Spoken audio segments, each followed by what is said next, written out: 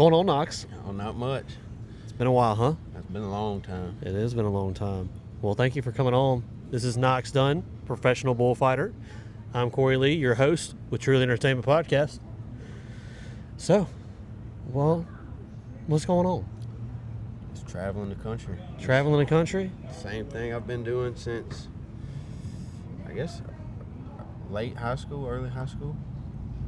Yeah, I know. We've been knowing each other for a long time. Kind of lost connection a little bit, but glad we got some time together and sit down and chat about what's going on with you and where everything's at. I mean, I know that you were at Nashville last week. Yes, was that sir. right? Yep. Yeah, I saw you take a nice tumble. Yeah. How did that feel? It really don't feel bad. It's the worst part of like the whole bullfighting deal is getting stepped on. So if you can try and avoid that, then everything else really is not bad as you think. Yeah. Yeah. What was it feel to represent Louisiana since you're a Louisianian? It feels pretty neat, because everybody like from Louisiana, usually somebody from the state, everybody kind of gets on their back and really supports them throughout their whole career. Yeah. So yeah, I feel like Louisiana is good about that too. Yeah. Gotta support our hometown boys, right? Right. Well, I appreciate you coming all the way out here. We are at Le Chien Brewery today doing a podcast. Again, for the listeners, Knox Dunn. Yes, sir. So Knox, how did you get into bullfighting? Like, that seems like a dangerous thing. Like, was it just one day you were like, you know what? That sounds like a good idea. I mean, honestly, kind of in the retrospect of it, but how I really got involved with it, my dad rode bulls, my great uncle fought bulls, my brother rides bulls, my grandpa's from Slaughter, Louisiana. He put on his first rodeo when he was 16 years old. Come on. So he's still probably 80-something years old now. So Still kicking, huh? Still kicking. There you go. So I felt like I had to be involved in rodeo some kind of way. Yeah. And my brother started riding bulls before I was brave enough to even think about doing anything. So whenever I decided, I want to be a part of it, my brother put me on kind of a small bull, and I wasn't but probably 15 years old. And I remember y'all. Yeah, I took remember two y'all. jumps. I fell off, lost all my air, seen stars, and I was like, I'm never doing this again. And then you decided I'm going to fight them. The next week probably, I bought all the stuff you needed to fight bulls. I don't know why. I just up one day I was like, I'm just going to buy everything I need. So Okay. I bought the vest, the cleats. Just kind of went all into it right then and there, huh? And they found me a bull, and I got around him and didn't get run over. So I was like, well, this kind of went a little better than the bull riding. So that's So was this like with. all like a month span? Probably so, yeah. No Enough kidding. time to figure out I don't like bull riding, and then everything to come in the mail. Everything. I love it. And then as soon as it come in the mail, it was on after that. Come on. So That's crazy, man. So real quick, when you think of like Louisiana, what is the three words that you think of when you hear Louisiana? I'd say food, partying, and family. You heard it first. Knox Dunn, fellas. I hate to say food first because I'm kind of off my figure, but Oh, I'm right there with you. yeah, but it's hard to pass up, Well, Louisiana. I mean, you're traveling all around the country. I saw you were at Florida, then you were at Sydney, Iowa. Yep. I didn't even know there was a Sydney, Iowa at all. There's really nothing there. No offense, Iowa. There's a rodeo that's been going on there for I think it was the 102nd year this year. No But kidding. there's really, you blow through there, you wouldn't know it. Well, I went up there. So me and the wife went up to Omaha Yeah. for the LSU when they yeah. won it. Couldn't pass it up. Yeah. Well, we had to go through like a little small stretch of Iowa. Corn. Dude, nothing there. Cornfields is really all they got.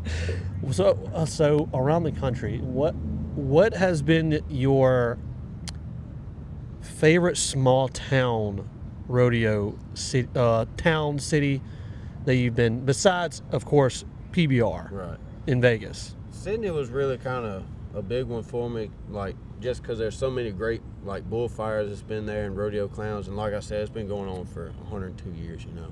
That's 3 or 4 times my age. So Yeah. I mean, there's just a lot of history there, and there's you know, there's just so many small rodeos like that that's still going that, I mean, I haven't got to go to yet, but there's that one right now is kind of a mark.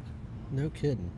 Have you been starstruck by anybody that like you met so far that you kind of idolized growing up and getting into the sport? Not ideally. I mean, you know, just like whenever I kind of was getting into the scene, you know, JB Mooney was kind of a big rider going on at the time, and now I talk to him, you know, every weekend, you know, so it's kind of cool guy, pretty cool. Yeah, you get to hang out seeing people that, you know, wish you could just meet at the time back in 2014 or 15, and now you're hanging out with him every weekend. Does it feel like it's been that long for you?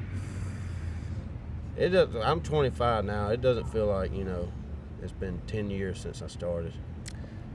How's your body feel after 10 years? It doesn't feel probably as bad as it should, but it's getting in there. You just popping some Tylenol? Yeah. I imagine. I mean, that last fall that I saw in Nashville, that thing looked like it hurt. Which I've been kind of lucky. I've only broke one major bone and had to have surgery once. So. But that was early on, right? I feel like I remember that in high 21. school. Oh, 21. Yeah. Okay. Well, 22 really. Man, I feel like you broke something else. I've like had maybe that was your brother. Maybe I'm stuff. thinking about your brother. Yeah, he's been through hell and back. Okay, maybe that I'm thinking about your brother. Does he still bull ride? Mm-hmm. Okay. So he still rides bulls, and then we own Spanish fighting bulls that like they use in Spain. Yeah, and come they on. do American bullfighting with it, so that's what he does. Where does that go on at? Everywhere. Everywhere. He's going to Fort Worth and Denton, Texas this weekend, actually. Man, y'all travel. And I think there's probably only 5 or 6 people in the whole country that's got that kind of breed of bulls. They use them for the American style. Huh. Yeah. No kidding. You talking a little what's the word I'm thinking about? Gibberish. Yeah. I know. Yeah, I know enough to talk about and be interested for sure. But that's so cool. So it was a Spanish bull, you said? Yeah. Where are they native to America, or do you have to? My grandparents used to put on Mexican rodeos or Spanish rodeos, you know, and they would send him, you know, 1 or 2 bulls here and there. And then straight out of Mexico. Like he'd tell, it was like back in the 80s. So it'd be straight out of Mexico, and he'd get a few cows here and there, and then we probably got 100 head of cows, 60 head of bulls. He just knew somebody in Mexico that just kind of. Well, the guy putting on the rodeo, he was from Mexico, and he was like, "Well, I got this bull, you know, would you keep it if, you know, we brought one of the meanest kind of animal on the planet, you know?" Sure. Because as soon as they come out, probably dog height, they want to hook, run over everything. Like born fresh born. Freshly born. Come on. So not many people want to fool with that, you know, obviously. And your grandpa was like, "I'll take 2." Back in the 80s, he said, "Send them on," because he was known for, he had the meanest. He didn't care if they didn't buck at all. As long as they hooked everybody, he didn't care. So okay, that's such an interesting like thing to be in. Yeah. And so you said like there's only like what a couple in the country that do that for the American style. I mean, there's some guys that, you know, are kind of from that area that's moved over here, and they have a few just to raise for their own fun and stuff, but not really just like we use them. Huh.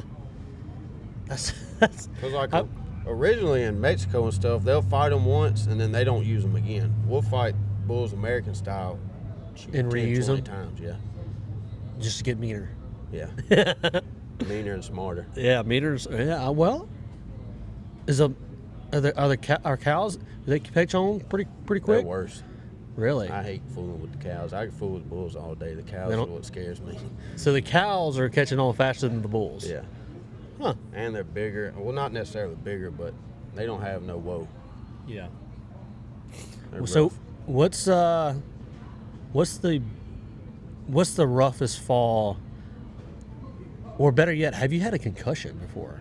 I don't know. You don't know? I split my kneecap in half. Oh. Yeah. I got How'd that feel? 6 screws in it. Honestly, it didn't hurt at all. I mean, surprisingly. I tried to jump a bull, and he met me head on, and the only thing he caught was my kneecap. Cut a front flip, got up and made it probably 2 steps. Yeah. My knee just buckled. Fell on my back, and the only thing I could see is the bull coming and running me over again. And made it behind the panels and stuff. And JB was actually the first one to look at it. And as tough as he is, he's probably broke almost every bone. He pulls it down and pulls it back up, my knee pad, and he says, I think I just threw up in my mouth. Oh, and no. I was like, man, if you say that. Yeah, don't be, yeah. I was like, it's got to be bad. And it did look bad. How long was that recovery? I was supposed to happen in April. I was supposed to start fighting bulls back in September. But I come back early in July 4th. It was my first one doing just protection. And I come back in September doing freestyle again. Do you have a signature move? There for a while it was the jump. Jump? Yeah, that guy. That's on your Instagram, right? Yeah, that guy, one guy just kind of bet me to do it one day, and I just run straight on and jump over him. I've never jumped over. Just gonna send it. Yeah, I've never jumped over anything before, really. And he taught me that. I was like, all right. Done. And I've done it probably 50 times in a row, and that one was the only one that's ever caught me and then broke my kneecap in half. And I said, I'm not doing this again.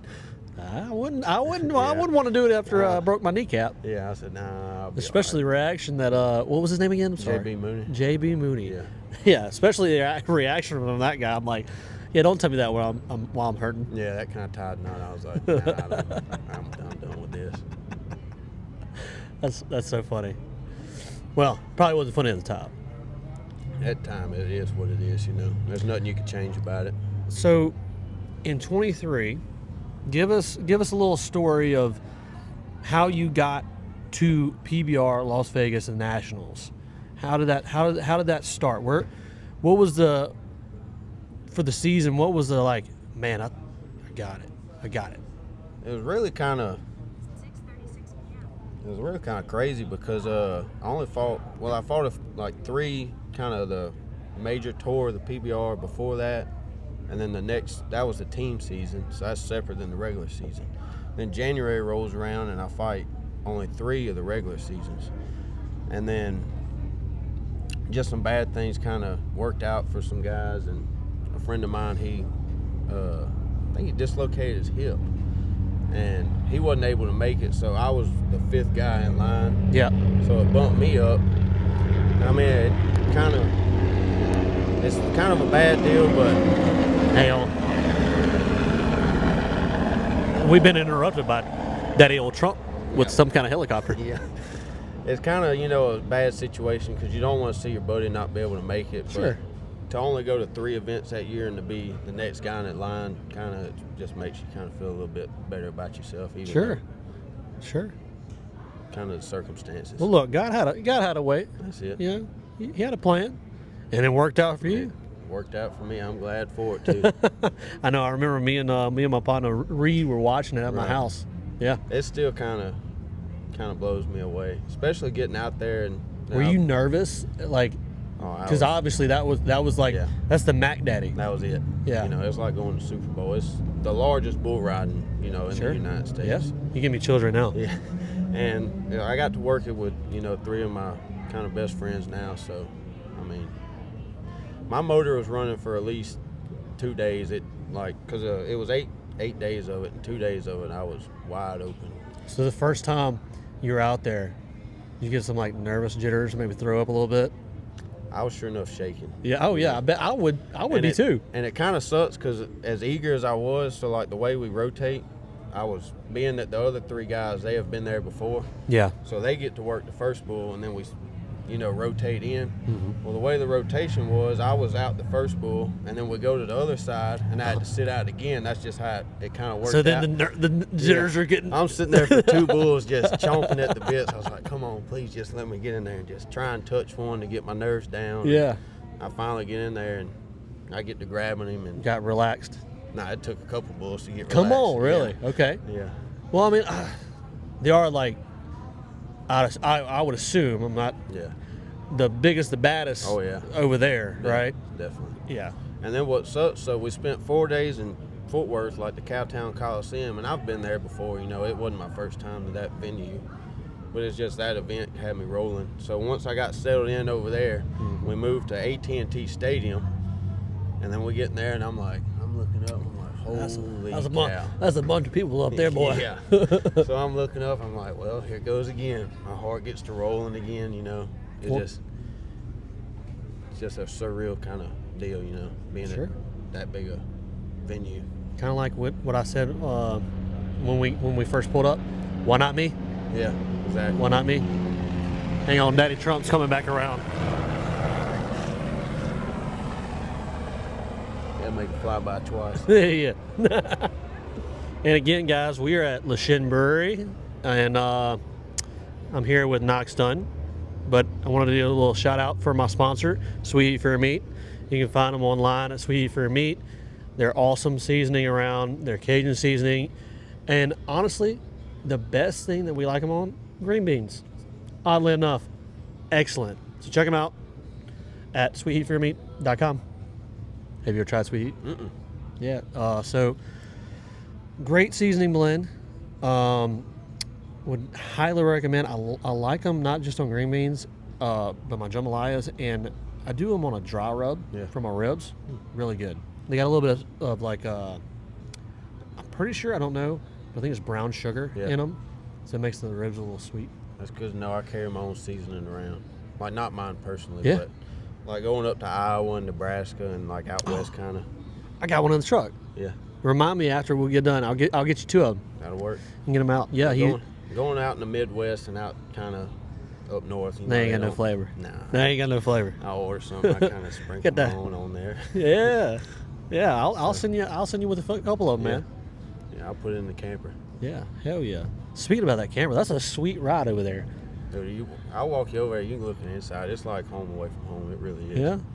So. You get homesick every now and then, especially if you're just by yourself. Yeah, if I'm by myself, it kind of sucks. But I've been kind of blessed to make pretty good friends with everybody that I travel with. So I've always got a friend somewhere. That's what I was thinking. I guarantee like if I'm kind of sick. I need to go crash at your place for a few days. I guarantee you can probably be like, hey, somebody in Mississippi. Hey, I got somebody in Kentucky. You break down between here and Oregon, I can find you somebody. Hey, there you go. I'll have to keep that in mind next time me and the wife decide on a whim to go drive to Omaha. Yeah. Speaking about that, that drive to Omaha. Oh. That's a hike. Yeah. That's a hike. Did you have to go like through Nebraska or anything? I could be wrong, but it was like we went through Iowa. Bro, and then a little bit into Nebraska. And I think the way the road went, we went back into Iowa and then back into Nebraska. Yeah. I could be wrong, but I think that's maybe how the road went. It's fine. I just asked if you went through Nebraska and Omaha's in Nebraska. Well, however far deep into Nebraska it is to Omaha, we definitely went there. And that's a pretty cool little town. Yeah, we used to go up to Nebraska a bunch for some bullfights and stuff, and also I remember it's just corn as far as you can see. Yeah. It's not far-fetched from Iowa over there with their corn or whatever they're planting. Yeah. So, but, well, man, I appreciate you coming on, giving us a little rundown, and I'm glad catching up, man. We need to do it again. Yes, sir. All right. Appreciate it. Signing off. Deuces. Hot takes, lived experiences, truly entertainment.